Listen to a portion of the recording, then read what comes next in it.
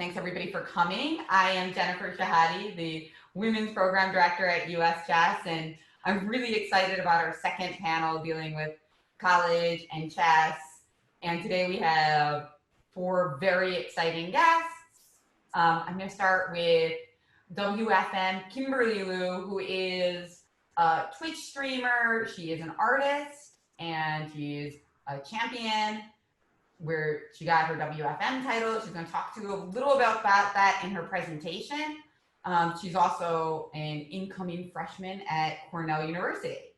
And then we also have Sophie Morris-Suzuki, who is a singer, an incoming freshman at the Berklee College of Music, and a national master. Sophia Lysenko is actually from my neck of the woods, and she is a science fair champion and the founder of Girls Code Chess. She does workshops to teach kids chess and coding skills. She even has a workshop on creating your own chess AI. She's going to talk about that more in her presentation, and she's going to Harvard in the fall. And finally, we have international master Dorsa Derakhshani, who is an incredible player, and she is currently pre-med at St. Louis University. I'm going to get started with Kimberly. So the way this is going to be structured is each panelist is going to present and give you a little bit more insight into a memorable moment in their chess career.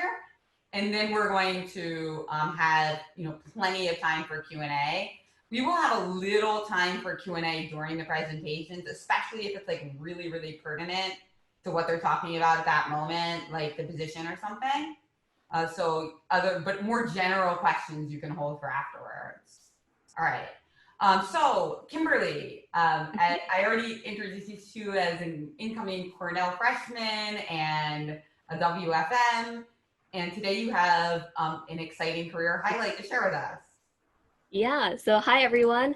I'm really excited to show this game because there's a lot of little bit of a story behind it, which I would like to briefly tell. So this position, it's actually not my first time getting it in a tournament. So it's very rare to get the same exact position, because each chess game is so unique.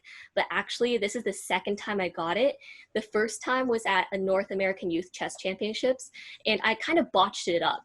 And afterwards, I went home, analyzed it, and I was like, okay, if this ever happens again, I know exactly what to do and how to convert the game.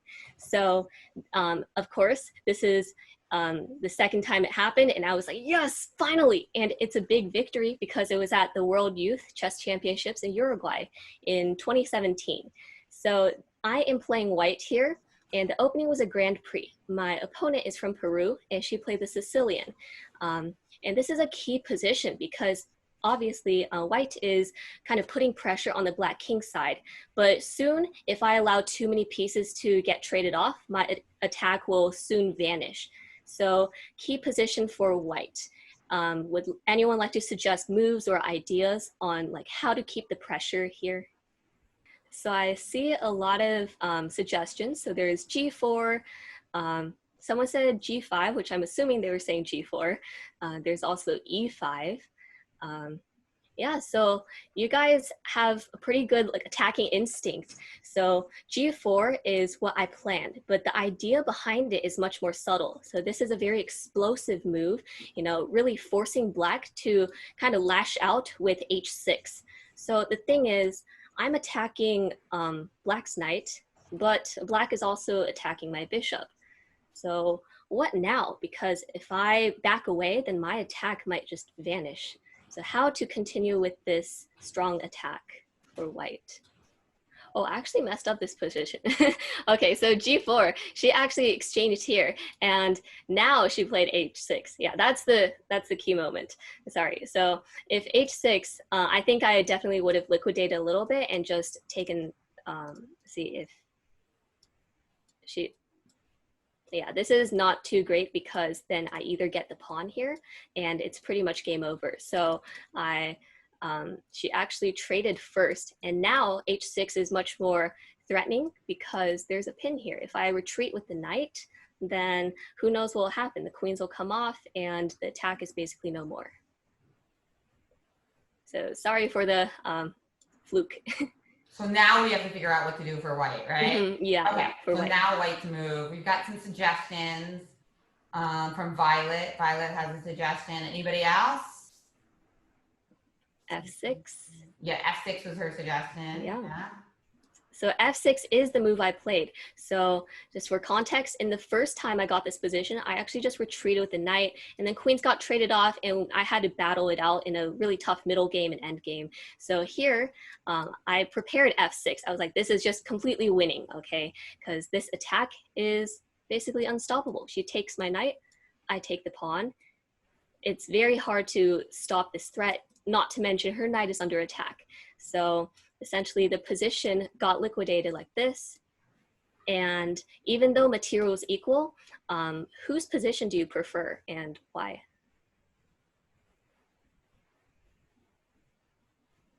So for me, it looks like white is better because the bishop on c8 is blocked. Like it can't get into the game yet because like he can push e5, but then knight d5 comes in, and there are problems like that. Also, the f file is a good place to double your rooks and attack f7. And all of black's pieces haven't moved from their like are all on the back rank still. So yes, definitely I would think white is better. Yeah, I totally agree. So this just proves that even though material's equal, it's just based on the piece's position, like white just has a huge advantage. So the game continued like king g7. She's probably hoping that I'll retreat the rook and lose my queen somehow. But, you know, I just bring my other pieces into the attack. Her bishop is just completely locked out of the action, and it just has no way of joining. So I just slowly build up my position, starting to create some tension on the king side, and at the right moment, I will break through. So the game did continue knight e2. Like, I don't want to liquidate too fast. I want to make sure all my pieces are placed on the best squares before starting to break through and find the checkmating threat. So she actually panicked here, and the final position is when she played king h7. So the final knockout, she got kind of scared with the fact that my knight is coming in, so she just kind of self-destructed. Would anyone like to find the mating combination here? So I think rook takes f7, bishop takes, rook takes. What if rook blocks? Maybe queen to g6 I think looks good, and then after king to h7 or h. Wherever this king goes.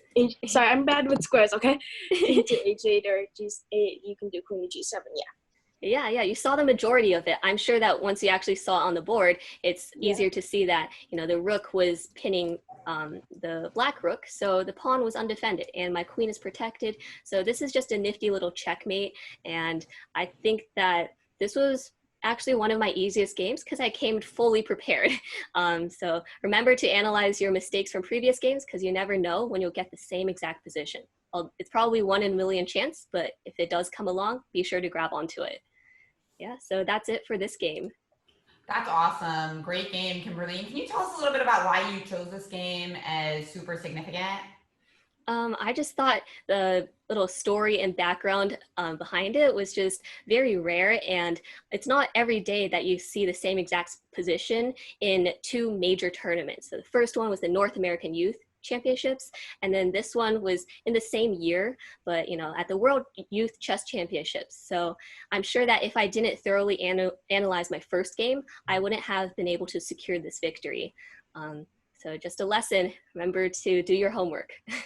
Now, Kimberly, I forgot to mention in your intro, actually, that you're also one of the Chess Scholar awardees, right? So you're obviously really good at studies and at chess. Can you tell us, we're going to talk about it more later. Can you just give us a little bit of insight into your process in applying for colleges? Oh, in terms of applying for colleges, I'm pretty sure the best piece of advice that I wish I followed early on was just being true to myself. Like, I read all these example essays online and I was just drooling over the fact that it was just beautiful. It's this story that makes so much sense and there's lots of symbolism. And I was like, my life is not that interesting, but I dismissed it too quickly. And I wish that at first I tried to just really rethink all the fun events in my life and try to tie it together to make my own unique story, because that's what's personal to me, and that's when your writing power will really shine through. Because if you're writing about someone else's life story, you won't have the same background and context to really weave together a really nice package and story. So what did that look like in your case? In my case, I was talking about the personal experiences in terms of, improving at chess when I didn't have much support behind me. So all the like ugly crying or wanting to give up, those types of emotions, I didn't dwell on it. I just mentioned that, yes, I did kind of go through these rough patches, but what's important is that I got past it by, connecting with friends. Like, first, just playing some simple chess with friends to make it fun again. And then from that stepping stone, I leapt to the next one, and now I'm here where I'm the happiest I've ever been. So. Oh, that's great to hear. That's great to hear. Well, we'll ask you some more questions about your streaming and other activities, but you want to show us a little bit about your art? Because I was really, I met Kimberly for the first time, I think, a couple years ago at the US Chess School in St. Louis, and she showed me her art, and I was really blown away. So I feel like in general today we have a slightly like creative slant, as we have a singer, an artist, and a coder, and Dorsa is extremely creative as well. So yeah, show us. Okay, so I think the best example is just like my Instagram page, not to like do self-plug or anything, but I do work with air dry clay, and I just make cute little things. These are a Rilakuma. It's like a cute Japanese character. So yeah, just anything I really want to make. Some peacocks. This is something just like I kind of designed after being inspired by other people's creations. So I think this is my own style that I'm pretty proud of, because I did come up with it after a lot of hard work. And some character burgers, too cute to eat, right? And I also trade with people around the world. So sometimes I trade with people who knit, or do little crocheting. So that's honestly the joy, being able to connect with other people, and meanwhile just creating my own stuff. So yeah, this is just Totoro. If anyone wants to sing the song in their head, go for it. And yeah, Sumiko Gurashi. Lots of just my own spin on other characters, right? So I'm not exactly just making it detail for detail. I'm kind of adjusting like the location of the eyes or the position of the characters to make it like truly unique. So. That's amazing. I love the chat is also like, loving it as well. What would, if you had to make it, oh, beautiful. If you had to make a chess set from your creations, what would it be? I think the most fitting would to be making all these little cute characters as the kings and queens. So instead of just the bear, maybe he's the king, so he'll be wearing a crown. And then or Karilakuma, which is the name of this bear, might be wearing a queen's crown. And all the pawns, I'm not going to be making them the same like character. Maybe just relatively small creatures, and then they represent the smaller pawns, but they all have their unique quirks and everything. So wow. Well, the ability to get good at something like this and get good at chess must be so different, right? yeah. Yeah, so this was like a custom order. Some people tell me about like personal scenes. They're like, can you kind of make a present for my girlfriend, and just us standing underneath like a cherry blossom tree. And then he also mentioned like, oh, she really likes these characters. So I put 2 and 2 together and came up with this design. So. Wow, incredible. Any questions about Kimberly's art or her chess game? And we can take more general questions later. Yeah, people really love it. I do think I included a link in the email to her Instagram, but if not, you see right there, it's fabled_grace. Yeah, thank you for liking it. Oh, Yeah. how did you get started, Violet, off doing this type of art? So it's actually kind of funny. Like I went to a martial arts exhibition and then there happened to be this traditional clay master and she was, she had a booth there and I went there for martial arts, but when I left, I had this newfound love for air dry clay. So it's really random, but it's just if you're interested in something, just go for it. You never know where it will lead you. How old were you when you went to that martial arts expo? Probably like 10. Oh, wow. And that was after you already learned chess. Yes, yes. Okay, nice. Great. Well, yeah, people are really loving it, and we'll get back to more questions potentially for Kimberly. But yeah, thank you so much for sharing both your art and that wonderful game. Yeah, it's my pleasure. So yeah, I'll stop sharing now and take away the floor. Yes, thank you, Kim. Next up is Sophia Lysenko, who is a very exciting guest. She is a incoming Harvard freshman, and she is going to talk about some stuff that I don't understand yet. So I'm really excited to learn more about it. All of us I know probably use chess engines when we're working on our openings or analyzing our games, but how much do we really understand about them? Some of us a lot, others not so much. So it's really a wonderful pleasure to have Sophia, who's a science fair champion and founder of Girls Code Chess, to talk to us a little bit about chess and AI. Yeah, thank you, Jennifer. Hi, everyone. So my name is Sophia, and I'm going to be showing you a little bit about chess and AI. So a little bit like a background.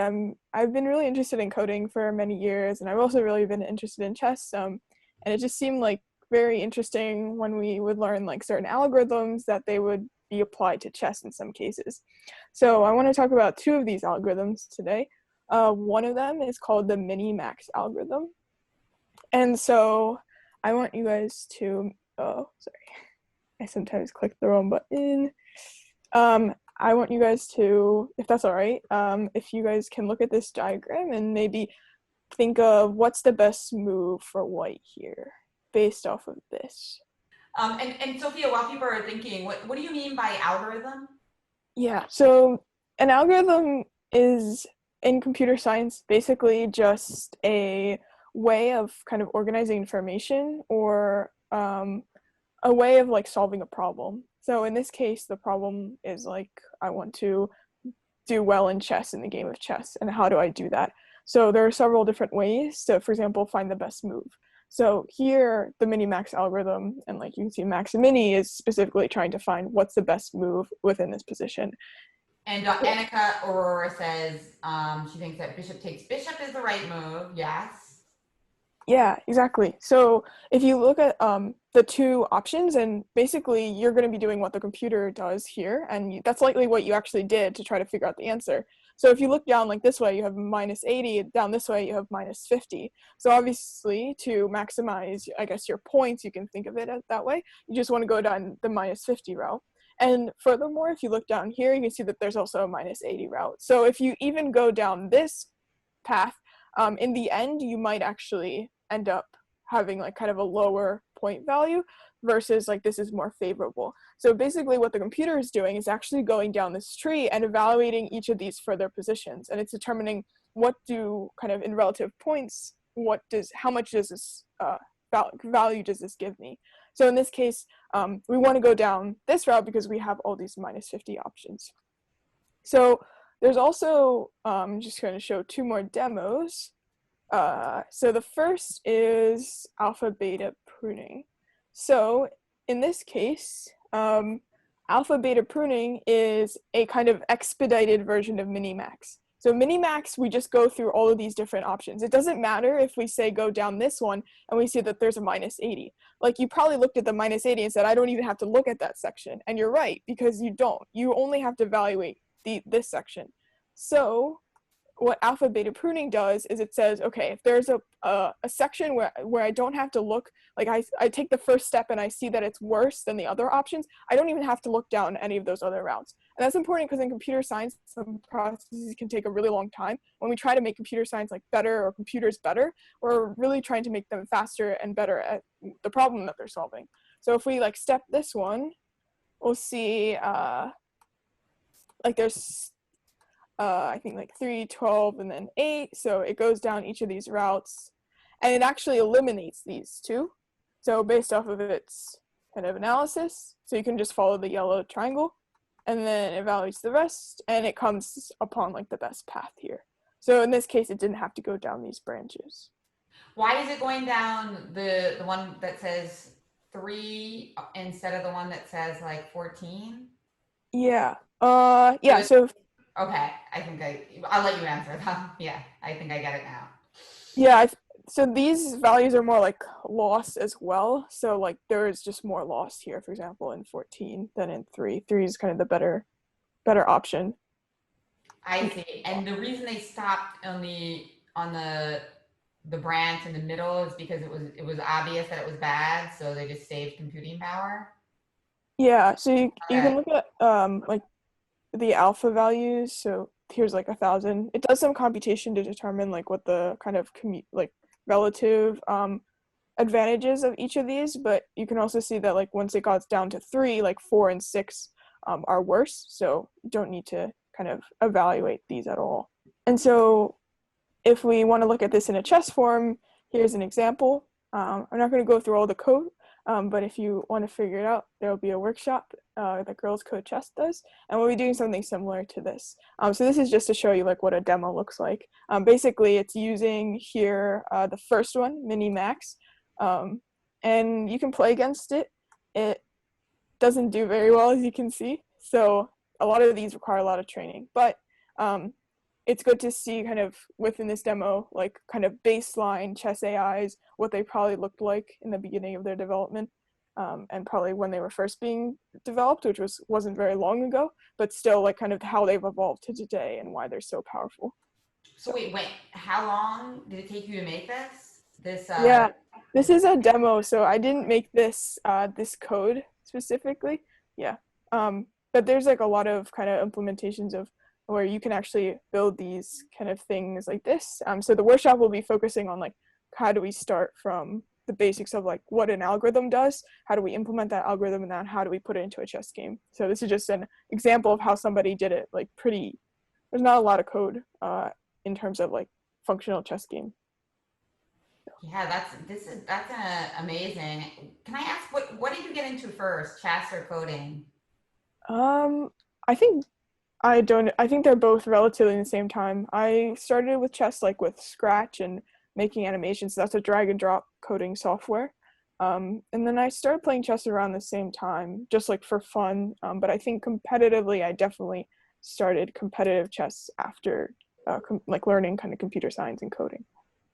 And when you won the Google Science Fair, you were recognized. It was like a coding project. Yeah, so for the Google Science Fair, I was specifically looking at how do we instill like computation into biological components. So in that case, I was looking at creating like a robot out of DNA.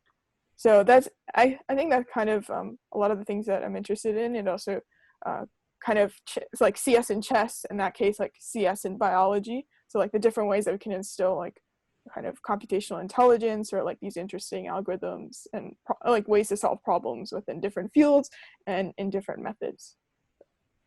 Fascinating. And for your work with coding in chess, do you think that for like the really serious chess players in the group, is it important to understand like how a chess engine works to be good at chess, or is it helpful in some way? And what would that be in your opinion?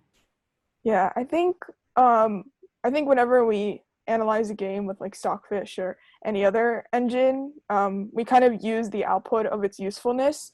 In the case of the code itself, I think it's useful just to know like how is this computer thinking. Obviously, we're not computers, so it's a lot different of how we think about chess games, and I don't think we would ever be able to kind of attain like purely that computational power. But I think it's important to see at least like how it thinks, how it evaluates. And in the end product, we can also look at some of the like great positions that, for example, like AlphaZero have given us and see like what kind of innovative positions has it come up with. Okay, so thank you so much to Sophia, and we'll talk a little bit more about your college application process and how you use chess. after, because I'm probably gonna ask everybody that. And she just dropped the link for the Chess AI workshop registration. So thank you for that. And now I'm going to introduce our next panelist, who is Sophie Morris-Suzuki, who is an NM singer, and I'm excited to have her today. Hi everyone, I'm Sophie, and I'm really excited to be joining this panel and to be speaking to all of you. So yeah, I guess the first thing I'm going to be talking about is a game I played from the 2017 World Youth, same tournament as Kimberly. Okay, so this game was against like a player who was, I think, almost like 500 FIDE rating points higher than me. This is a pretty short game, so I think I'll have time to show you the whole game. The main thing that I'm going to be focusing on is actually how the game ended. Okay, so this is a very typical position from the Catalan opening. Here, bishop a5 is a really good move to make sure that I'm not playing c5, at least not right away. Yeah, and actually I should probably flip the board as well, but okay, that makes more sense. There we go. Okay. Yeah, so actually now's kind of a good moment if you wanna suggest any moves for black. Anybody got any suggestions for black in this position?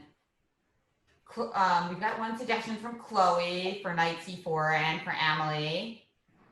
Lila also said knight c4. So every knight e4, Ellen suggested. So Sophie, you want to tell us what you played? I did play knight takes e4. If I could somehow actually make the move.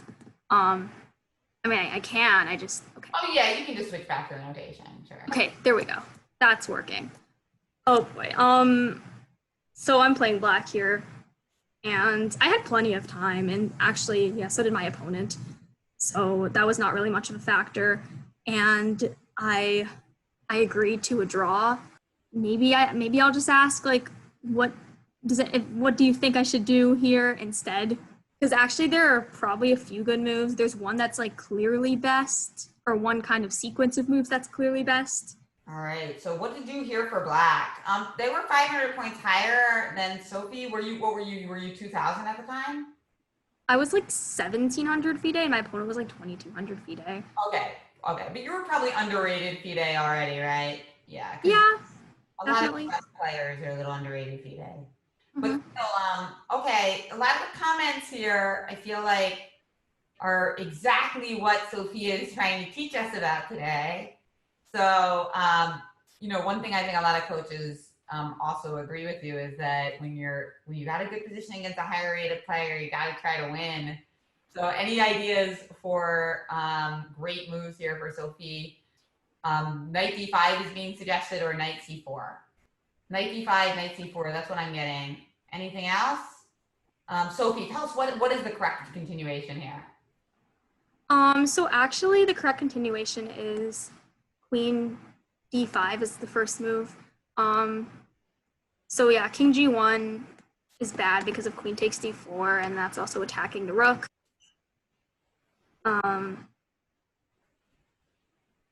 f1 is bad because of queen h1. King f2 is bad because of queen takes d4. So king h3 has to be played.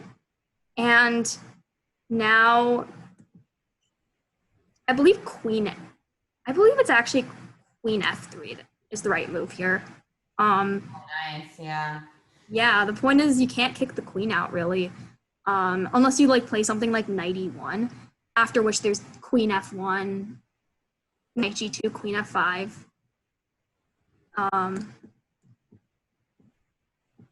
Yeah, that looks pretty exciting. And then you get to play after king h4, bishop e7. That's nice.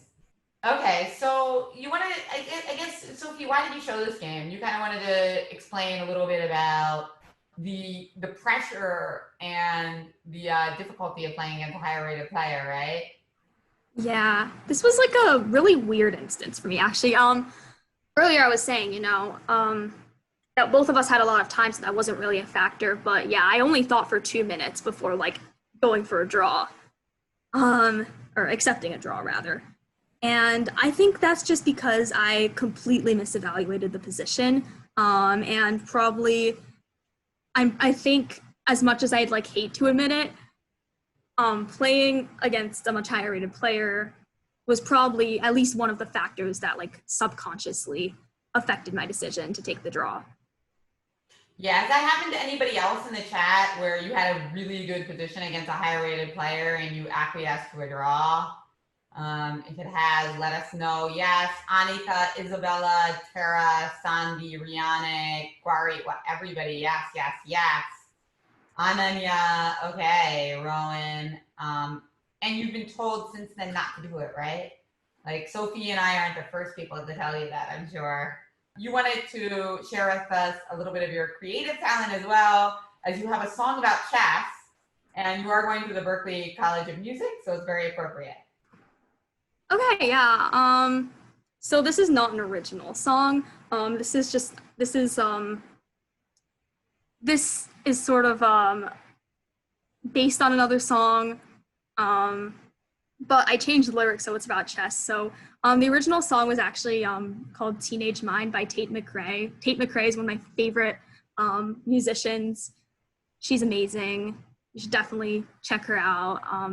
Her music's great. It's so relatable, especially like for teenagers. It's really relatable. And yeah, so I just thought I'd change the lyrics so they're about chess. And actually, I retitled the song, and it's called Never Resign. So we're kind of talking about I was sort of talking about how like I prided myself on being a fighting player, and I suppose this is like where I get to be a little proud of myself because, yeah, I really don't like resigning. I think I played more positions out until mate than actually resigning. So that's sort of something I could be a little proud of, I think. Here's the song. I hope you enjoy. Some players easily give up, lose their games then and there. They always complain afterwards that it's just so unfair. Some think it's funny, say they don't even care, but on the inside, all they feel is scared. What have we come to now? We all just want to be the best. Can't describe just how my position's a mess. One moment we're losing and then we're fine.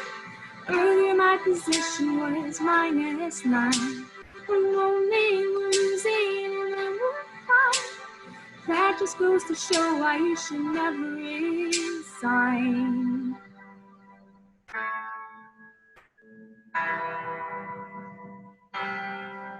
Some plays give me trouble and think they're winning. But if you give up, it's the worst possible sin. And some are just there to practice opening lines to see if they can remember 20 moves at a time. What have we come to now? We all just want to be the best. Can't describe just how, but my position's a mess. One moment we're losing and we're fine. Earlier my position was -9. One moment we're losing and then we're fine. That just goes to show why you should never resign.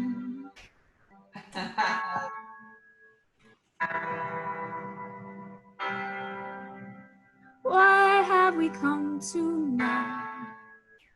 Can't describe just how. One moment we're losing and then we're fine. They played well but ran out of time. We are only humans, right? All I gotta tell you is to never resign.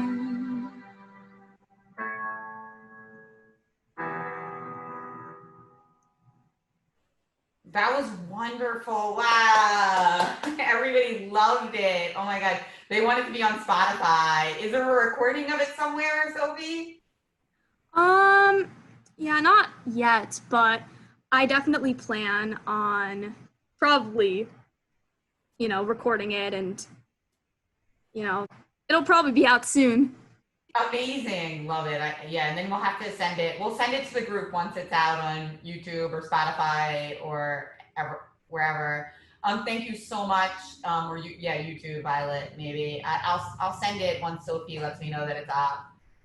Yes, thank you guys so much for all your comments. You can see them, Sophie. Everybody loved it. And thank you for your presentation. But yeah, for now, let's turn it over to International Master Dorsa Derakhshani, who is really an incredible person. I was so excited when I heard that she was moving to the United States, and she now plays for US Chess. She was born in Iran, and she was a great chess star there, and she can kind of tell you a little bit about how she ended up moving to the United States and attending St. Louis University. Well, hello everybody. This is a pretty big class. So I'm Dorsa. Fun fact, Dorsa in Farsi means pearl-like. So I do like pearls. As general rule, I have to kind of like it, right? It's my name. Well, I was born in Iran. I was there up until I finished high school, so around 18. Then I moved to Spain because I wanted to improve my chess.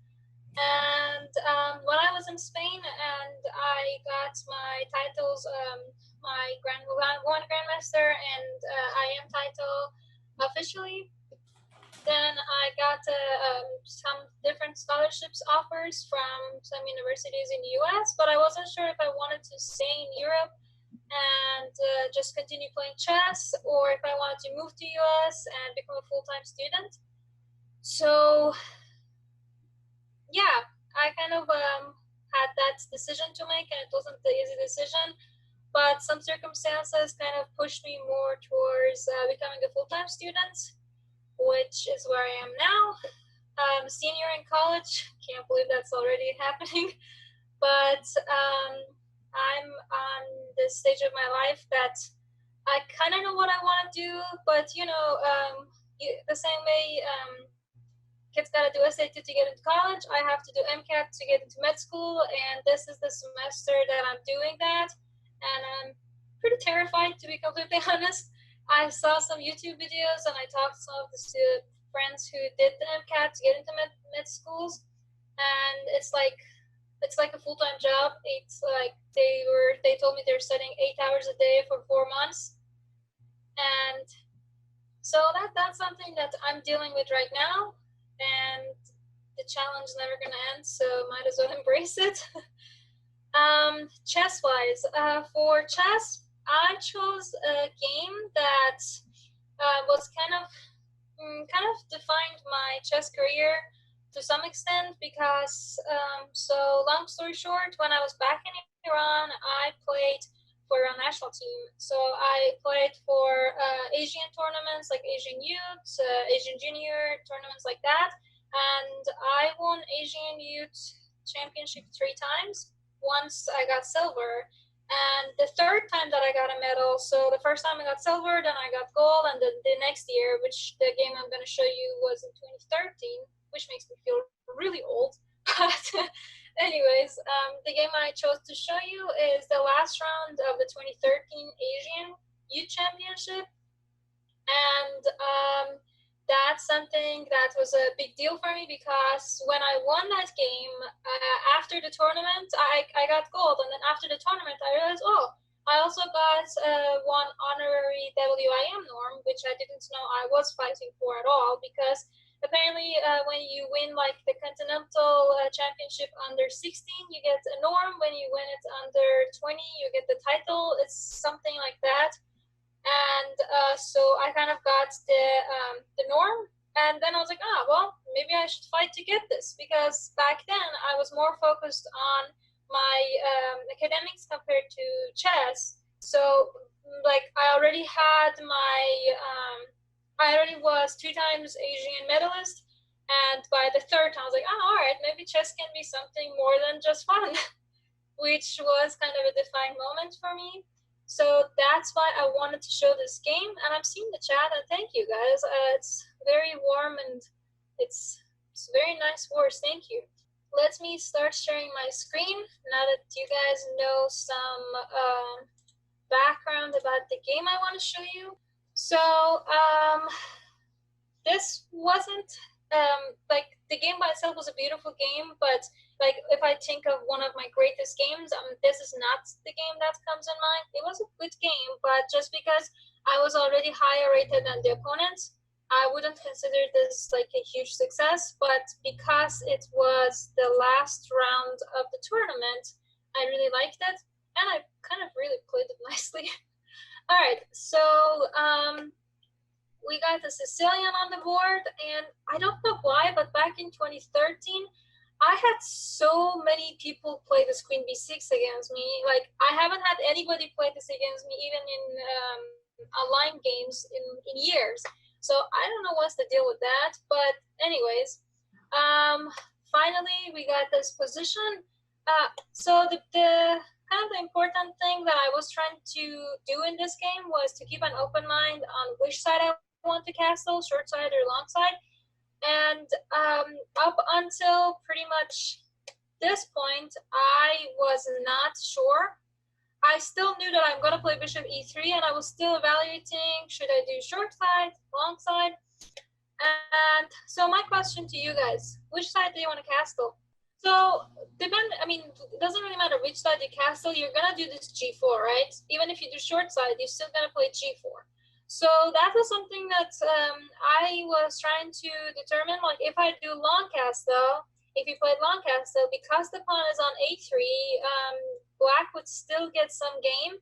I don't think it's still sufficient enough to actually cause me big problems, because I would be much faster on the king side.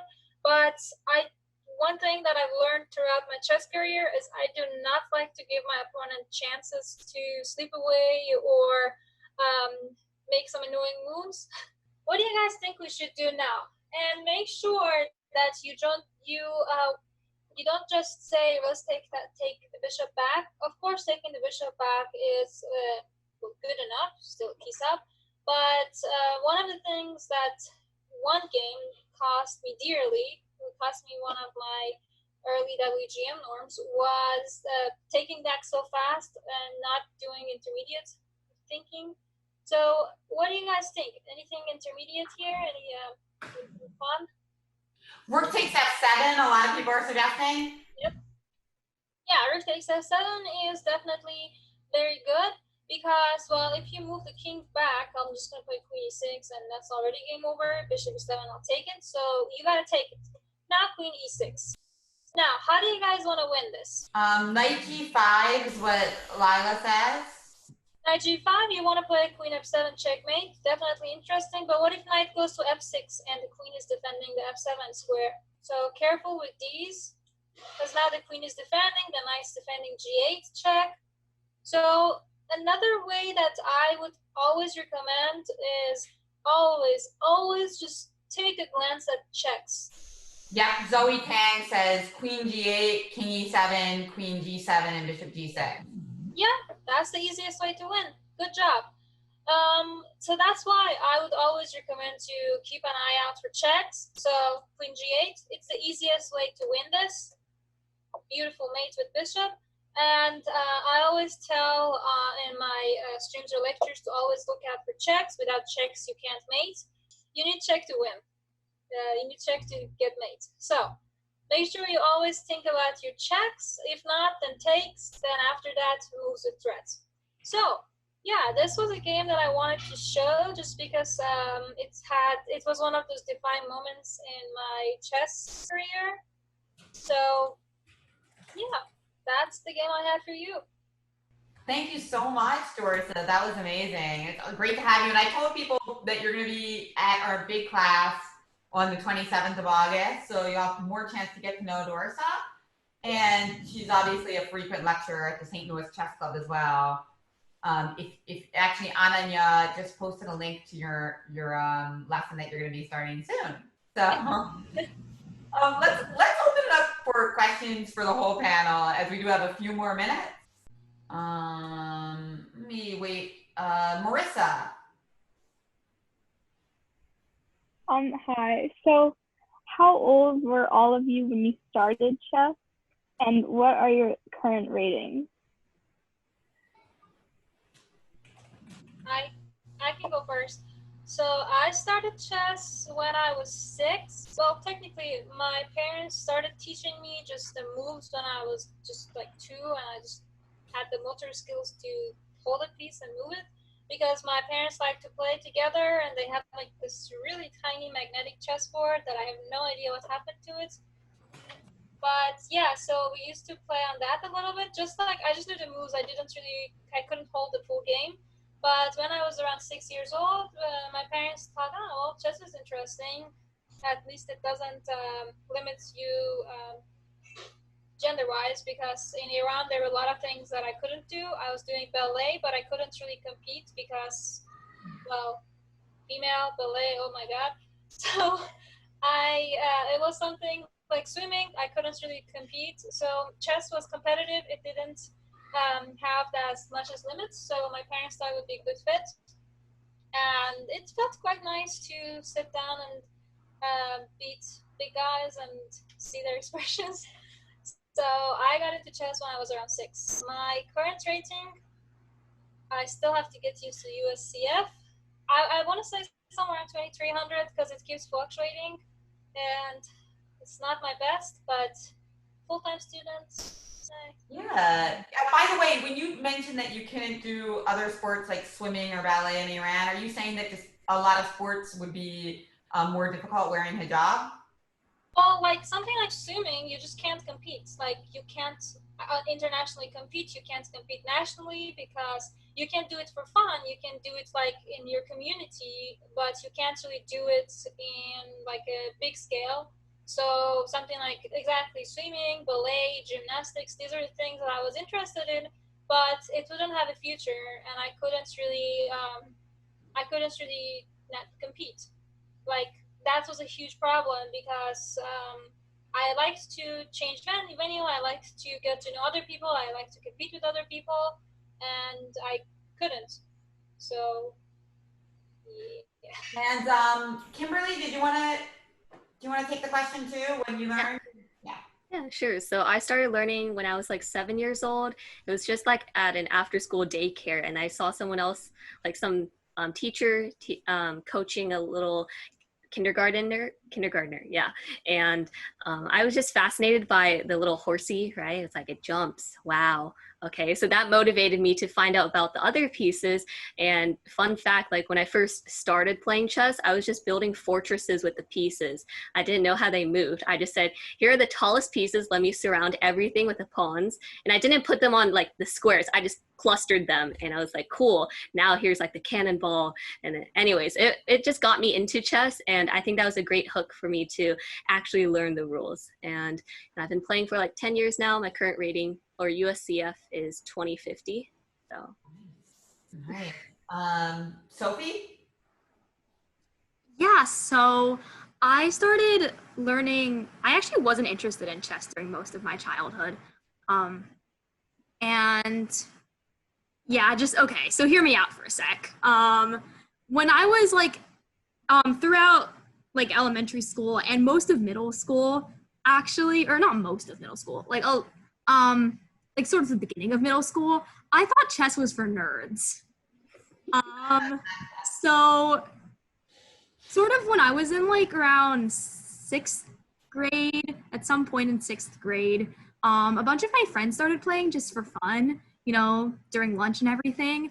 And I was like, no, I'm not touching this game. Chess is for nerds. Ew. But I don't know, eventually it was just like everybody was playing. My brother also coincidentally started playing at the same time and joined the chess club at his school. And so I was like, oh, okay, fine, I'll learn the rules. Yeah. And then, your current rating?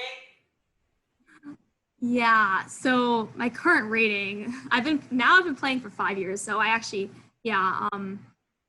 so my current rating is, my current UCF rating is 2245. My current FIDE rating is 2043. Nice, very good. And I know you've got some high online ratings too. Sophia, you're up. I just want to take like one or two more questions. So, Sophia, and then I'll take another question and we'll probably wrap up. Yeah, so I started when I think you're on the same age, like maybe 6. I started just playing for fun with my dad, and I really enjoyed it. And yeah, I'm not that high already, so 1250 currently. I played a lot in high school for like high school leagues, and national championships. Awesome, Sophia, and don't forget her chess AI workshop. Abby, you had a question. Yes, I was wondering if you guys ever faced any gender discrimination in chess and how you overcame it. Oh boy. We need another hour or two. Let me go get my coffee. Well, she is giving a lesson on August 27th, so maybe she can explain more detail then, but give like a very brief version, Dorsa. Yeah, so I hate to tell it to you, but the higher I got, I saw that it doesn't end. So I thought when I was in Iran, it was just something that was in Iran because of the cultural and the government and stuff like that, which is true. It was way more there, but as more I got involved in chess, I realized it's not just something that's just in Iran. Even in a lot of different tournaments, it's something that's just there. One of the things that I'm still debating on if it's a good thing or not is the woman titles. Why should I have a woman title? Like, what is like chess is a brain game? Does it mean that my brain works worse than yours? So like I think that woman titles were meant to be something good. So like in developing countries, I've seen that like when somebody gets the Woman FM title, One IM title, that's a huge deal. They get a lot of publicity, they are praised, which is good. They should be because they did something that is a big deal. But at the same time, I feel like it's also somewhat insulting. So it's something that I hope in future will be discussed more. I don't have a solution. Like I'm not saying women titles are bad. I just feel like it's just a little cringy. Got it. Yes. Well, thank you, Dorsa. And by the way, I know you might have to run for your class. I'm running OBS from here. Okay. And Kim, Sophie, do you have any example? I mean, I'm sure you've had some examples, sadly. Kimberly, anything to add? Yeah, so adding on to Dorsa's comment about the women titles, I have been looked down upon just because of my title. They're like, how did you get it? You don't deserve it. And, my initial thought, or at first when I got these comments, I kind of, lost confidence. I was like, yeah, you're right. Maybe I shouldn't have this. I don't deserve it. But eventually I owned up to it. I was like, I earned it. I did win this tournament. I want to see you win it. So that was kind of my refutation, but I do agree that there is a little fine line between the gender, between the titles, because it's kind of implying some unnecessary comments, and we still have to ask ourselves, like, I think, like, can we take pride in these titles, or should we kind of disown it because we don't want to accept other people's perception of like a lower rating of titles for women? So it's still a very touchy subject, but I think Dorsa summarized it really well. Yeah. Thank you. Sophia, do you want to mention anything about gender discrimination you've experienced in chess or coding? Yeah, I can talk about like being a girl on a high school chess team, on a competitive chess team.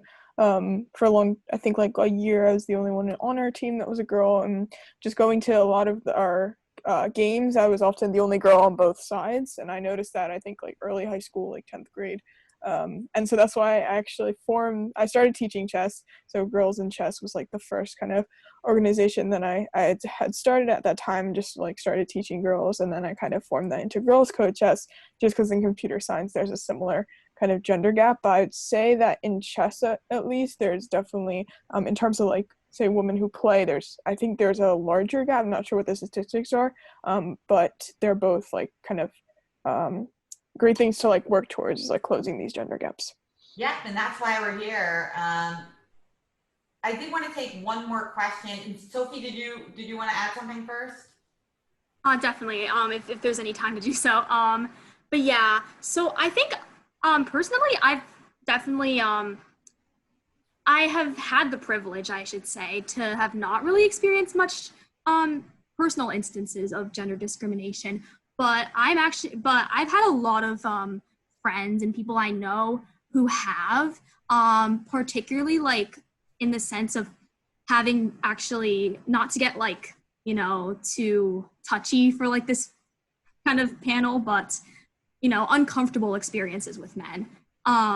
And for a while I was like, I was kind of not sure what my opinion was on like all female tournaments or all, I guess, even like non-men tournaments, which, yeah, I mean, gender discrimination towards non-binary people is also very real, but that's another subject. I could talk about that all day, but anyways, going back to the topic, yeah, I wasn't sure what my opinion was on like, sort of all girls tournaments and stuff like that until I heard about those experiences, and I was like, yeah, that's why we need them.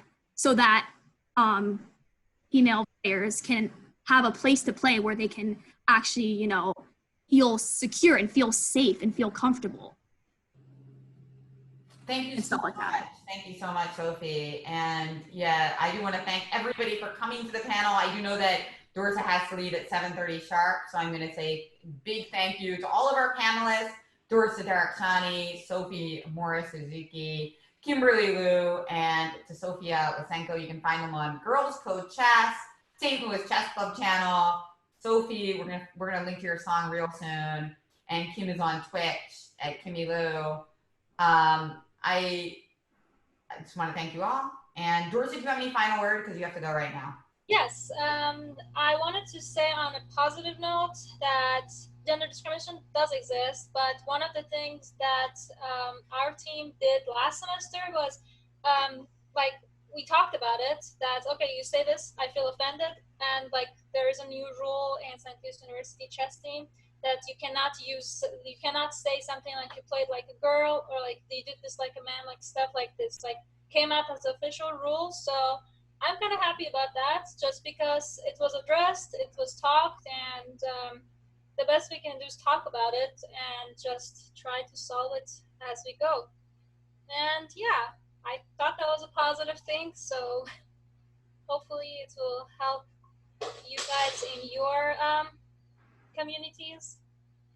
And all right, well, feel free to hop up on my chess and psychology class on YouTube. All right. Sorry you're not getting any rest today, Dorsa. And finally, for the remaining three panelists, Annika, you had a quick question? And that's yes. So my question is, what's the best chess or life advice you've ever gotten from someone? Can I start? Okay, yeah, so my best chess advice was actually from one of my former coaches, Gregory Kaidanov. So the context is that in this tournament, I was completely winning in a game, but due to time pressure, I had like 1 minute, he had 30 minutes. I just offered a draw. I just didn't have faith that I could convert. I was like, better safe than sorry. And then my coach, he said something very impactful on me. And he told me, like, if you don't believe in your own position, why do you expect other people to believe in it? So if you are trying to fix this issue of offering draws and winning positions, first of all, you need to have the mindset to push for the win. Like, even if you lose, you just say that, oh, at least I tried, I have no regrets. Because for like a month after that game, sometimes I get dreams about, oh, what if I continue the position? I literally see the position in my dreams, like, oh, I should have played this move. There was 5-second delay. I could have just blitzed out the moves. I had like 2 bishops and a passed pawn. So yeah, that his comments really stuck with me. Just if you don't believe in your own moves or position, why should you expect other people to think that you'll win, right? So just go for it. Great advice. Sophia?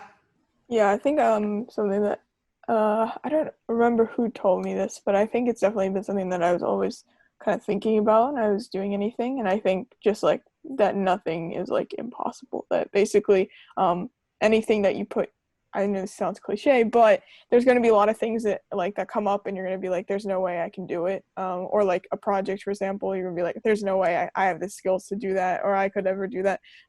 But yeah, I think once you dive into one of those projects or one of those like kind of initiatives, you realize like how interesting and how unique it is to be in a position to be doing something that you could think is like impossible. So that's what I would say is like the best advice is like take on those impossible projects. They're a lot of fun. Amazing. I love that. That's great advice. Sophie? Oh boy. I should have prepared an answer for this question. Never resign? That's a good one. Yeah. Okay. That is definitely a good one. Yeah. I guess like I don't know. I guess one thing that's sort of been an issue with me is that I mean I don't like to resign just because I feel weak. You know, doing that. I want to be a fighter. You know, it's sort of in my personal philosophy to not give up.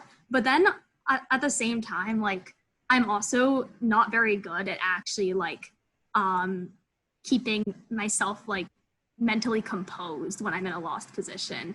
Like sometimes I just get really emotional and I don't even try to think of good moves. I just like I'm just really dejected and down on myself. Good, though. But you're being honest, and of course you gave your advice in your game that you showed where you took the draw, and we had a long discussion about that. So yeah, thank you so much, Sophie. And again, we will send you guys a clip of her song when it's ready to go. So thanks everybody for attending. It was really great, and I hope some of you will come to Thursday's class with Annie Wang. And to everybody else, it's been wonderful, and we'll post the highlights on YouTube if you missed anything. And feel free to contact me if you have any more questions. Thank you so much to our panelists, Kimberly, Sophie, Sophia, and Dorsa. It's my pleasure to partake in this. Thank you. Yeah, thank you so much for making it possible, and this is great. Thank you. Yeah, I had so much fun. I had so much fun hearing that song premiere and seeing more of Kimberly's work and Sophia's work. And yeah, Dorsa is always really great. So I'm really excited. She'll be with us for the main class as well. Yeah, thanks everybody for coming. Enjoy the rest of your night.